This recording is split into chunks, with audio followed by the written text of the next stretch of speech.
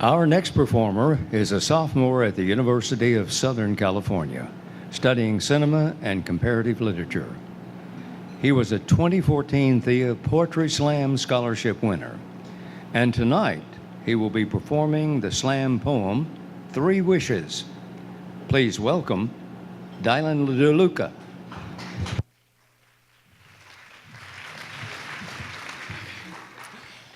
Well, hi. I would just like to start, of course, by thanking all of you for coming out here tonight. It truly is such an honor to be amongst you all, and of course, alongside all of these performers who, as you've seen and as you'll continue to see, are just so talented. So about 2 years ago, during my senior year of high school, I woke up at 5 a.m. and drove my mom's car down from Bentonville to come compete in the Poetry Slam competition for the Thea Foundation.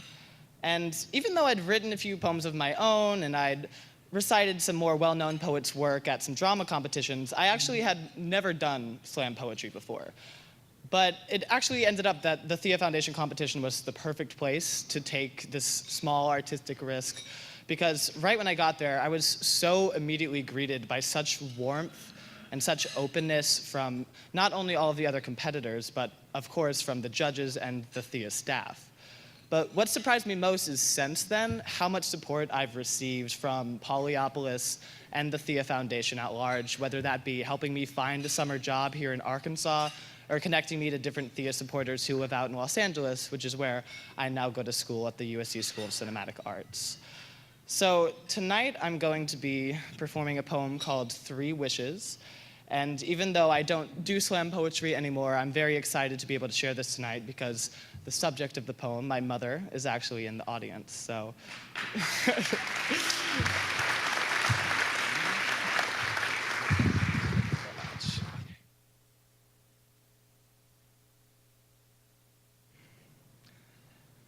After I watched the movie Aladdin for the first time, I went up to my mother and I asked her what her 3 wishes would be.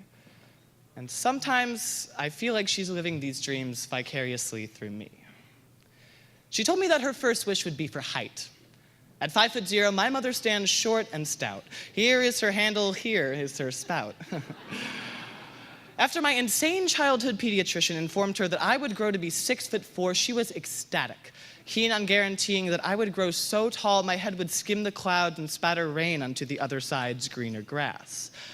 Growing up, any sign of poor posturing was quickly corrected by a spine-chilling stare shot from a foot below. My mother was the chief architect of the awkward skyscraper that stands before you today. What she lacks in size, she makes up for in foundation. She told me that her second wish would be for health. My mother's childhood of mayonnaise sandwiches and easy cuisine left something to be desired, something that her adulthood of fad diets and low-carb fixes never quite quelled. My mother told me that maintaining your health is an uphill expedition and that I would be the premier mountain climber. Packed lunches of carrot sticks and fat-free yogurt, however, taught me that it is lonely at the peak, especially when cosmic brownies line the lunchroom galaxy and rivers of sickly sweet soda fill the valleys below.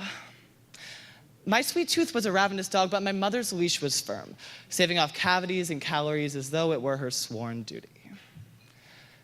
She told me that her third wish would be for helium, a hot air balloon ride up miles in the sky to escape the dread below, if only for a minute. I have yet to discover where my mother has hidden this desire inside of me, but I do know some things for certain.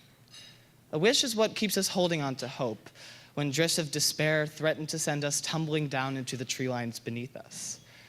A wish is exactly that, the desire for something that's difficult to achieve. And just like a magic carpet sitting comfortably in the sunset, I now know that my mother's third wish is to take her place up in the sky and maybe send a breeze along my way while she's at it. Thank you.